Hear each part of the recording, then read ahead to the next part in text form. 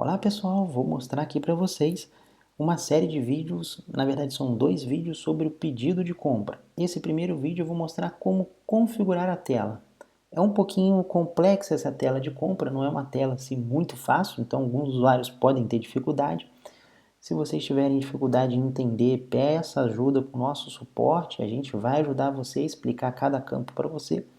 Então, antes da gente ver como funciona a tela, vamos entender como configurá-la, ok? Então a gente vem aqui em estoque, entradas, acabou que eu abri ela duas vezes sem querer. Estoque, entradas, a gente vai ter o íconezinho aqui de pedido de compra. Vamos maximizar ela aqui, fica mais fácil da gente ver. Bom, primeiro passo aqui a gente tem a parte de dados, eu vou explicar depois na parte operacional do negócio. Então aqui a única coisa que a gente precisa de saber é a data inicial e final. Isso aqui vai ser útil para mim poder explicar para vocês a configuração. Aqui você pode informar um período de começo até o final. Geralmente eu gosto de pegar aqui um mês, ou se você quiser você pode pegar até um ano, aí vai depender do seu capacidade de processamento do seu computador. Aí depende do seu computador, porque ele vai puxar informações de um ano de cada produto. O que a gente precisa de configurar aqui, que eu vou falar com vocês, basicamente é essa abinha de produtos, ok? Vou mostrar para vocês como configurar esse grid, porque a ideia dessa tela não é só fazer uma tela de produtos e entregar para você, é que a tela seja customizável. Então você pode adaptar a tela de acordo com as suas necessidades. Você vai montar ali de acordo com o seu jeito de trabalho, cada um ali tem um esquema de trabalho, alguns vão querer alguns campos, outros vão preferir outros campos. Então dá para você trabalhar ali bem flexível com essas opções. Primeiro passo que a gente vem é em configurar. Então vamos lá. Essa opção aqui, ela configura toda a visualização de produto. Então o primeiro passo que você precisa fazer é colocar aqui, ó, a posição ali, por exemplo, ó, você coloca o número da posição da coluna, né? E você coloca o campo que você quer que apareça ali. Então tem uma série de campos aqui, é bastante campo, dá para você colocar bastante coisa ali. Você vai informar ali os campos que você quer, o tamanho daquele campo. Ah, eu quero que o campo apareça em 30 pontos, 300 pontos, aí depende do que você quiser. E o alinhamento, se ele vai alinhar à esquerda ou à direita, ok? Então vamos lá. Eu coloquei aqui o primeiro campo para aparecer o código, então ele mostra na primeira coluna o código, depois vem o nome, depois o gráfico de venda, que é esse campo aqui, ok? Esse nosso gráfico de venda aqui, ele vai mostrar para você quanto que você vendeu naquele período lá que eu mostrei no começo. Lembra que eu falei com vocês? Guarda essa data inicial e final aqui. Então, a data que você informou lá, ele vai puxar nesse gráfico aqui. Então, ele traz ali um gráficozinho bonitinho para você ter uma visualização de quanto vendeu e de quanto comprou. Por que que isso é importante? É importante porque o gráfico diz muito mais coisas às vezes do que número, né? Você vê um gráfico, você entende melhor o fluxo de compra daquele produto, melhor do que às vezes você vendo números. Então a gente coloca esses dois gráficos, o gráfico de venda e o gráfico de compra. Eu aconselho você a colocar uma coluna aqui com o estoque. Aqui, deixa eu só abrir um parênteses aqui antes de começar nessa parte. Aqui você pode colocar outras coisas que vocês quiserem, não tem problema. Digamos aqui que eu queira, entre a coluna 3 e 2 ali, vamos colocar aqui na 2, ó, quero que exiba a minha unidade de venda, por exemplo, ó, unidade de venda. Eu posso colocar aqui a unidade de venda, não tem problema. Ah, a unidade de venda é importante para mim, eu preciso de saber a minha unidade de venda. Então eu vou colocar ela ali, coloco o tamanho que eu quero que apareça, 30 pontos tá bom. E o alinhamento. Adiciona aqui, ó, o que vai acontecer? Quando eu fechar a tela e abrir de novo, vai aparecer minha unidade de venda aqui. Então, o sistema ele é bem flexível nesse ponto, entendeu? Isso aqui é o layout que eu geralmente usaria, não quer dizer que você precise usar essa configuração aqui que eu estou usando. Isso aí é critério, cada um pode usar de uma maneira diferente. Essa tela de pedido de compra, ela pode ser usada tanto para aquele cliente que tem uma única filial, vai atender perfeitamente, quanto para aquele cara que tem, sei lá, 10, 20, 30 filiais, não importa quantas filiais você tem, você pode colocar uma quantidade infinita de filiais aqui nessa tela. Então você vai informar aqui cada uma das filiais e o sistema vai preencher o resto. Eu fiz um teste aqui com vocês, estou fazendo um teste com duas filiais, mas você tem liberdade para colocar quantas quiser. Então a gente tem aqui o estoque da filial 1, que está na posição 5. O que acontece? Esse como a coluna geralmente, para não ficar muito grande, a gente abrevia. Então, o E1 significa o estoque da filial 1, ok? Então, na coluna 6 é o compra período filial 1. Então, aqui é o compra da filial 1. O que é o compra da filial 1? É o quanto que eu comprei naquele período que eu informei lá na aba de dados da filial 1, ok? Então, ele só vai mostrar da filial 1. Diferente desse campo aqui de vendas e compras, o gráfico ele pega de todas as filiais que você adicionou ali, entendeu? Ah, eu peguei, de repente, eu tenho 3 filiais. Ele vai somar as 3 filiais e vai mostrar o quanto você vendeu e quanto você comprou naquelas 3 filiais, ok? Então, aqui ele mostra o quanto que você comprou naquela filial que você está adicionando, que no caso aqui é a filial 1.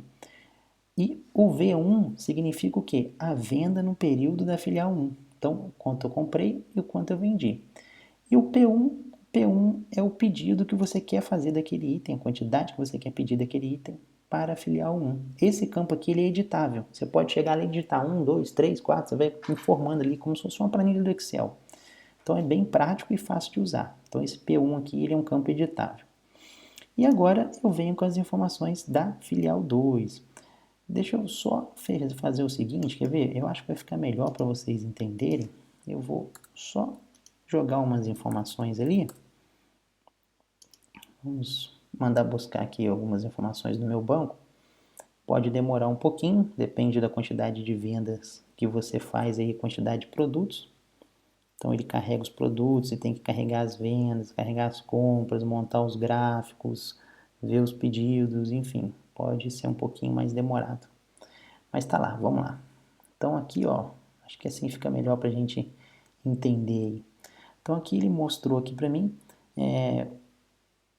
nós paramos aqui no estoque, no estoque da filial 2, que é a nossa coluna número 9. Então ele vem aqui E2, eu sei que o meu estoque da filial 2 está com menos 8, está negativo o meu estoque, está bem errado o meu estoque, mas é um item de teste, né? Fica negativo mesmo.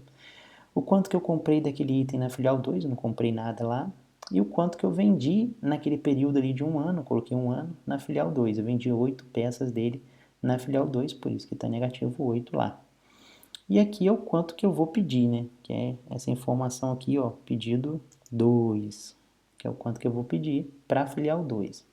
Então, basicamente, o que eu aconselho você a fazer em cada filial? Colocar o estoque, quanto comprou, quanto vendeu e o quanto você quer pedir. Então, são 4 colunas para cada filial, ok? Eu aconselho essa configuração, mas de repente alguns podem falar, eu não preciso saber o quanto que eu comprei e o quanto que eu vendi, só quero saber o estoque e o quanto que eu preciso de pedir. Beleza, aí é só você não colocar essas colunas, não tem problema, ok? Então a gente tem aqui agora, aqui eu já entro, dessa parte para cá eu entro com os totalizadores, que basicamente é informações que eu vou utilizar para poder fazer o meu pedido. Então aqui ele tem uma média mensal daquele item. Então, por mês, eu tenho uma venda de 553 itens, entendeu? Ele pega essa média mensal aqui, é uma média simples, né? Ele soma lá a quantidade de itens vendidos, divide ali, pá, e vai me dar ali a minha média mensal de acordo com o período que eu selecionei. O ideal é você selecionar pelo menos aí mais de um mês para poder essa média mensal aí funcionar maneiro, ok? Eu aconselho aí pelo menos você pegar 3 meses. Um ano eu acho que já é até demais. Eu acho que 3 meses aí é um período bom para você poder fazer as análises dos seus dados. Em seguida, aqui na linha 14, ele tem a demanda mensal. O que é demanda mensal? A demanda mensal é a sugestão de compra dele. É o quanto que você precisaria de ter na sua empresa, baseado no que você vendeu nesse período, é o quanto que você precisaria de ter de estoque. Agora aqui eu vou dar uma abertura aqui para vocês. Como que ele calcula essa demanda? Ele calcula essa demanda utilizando esse método aqui, ó, método de regressão linear simples.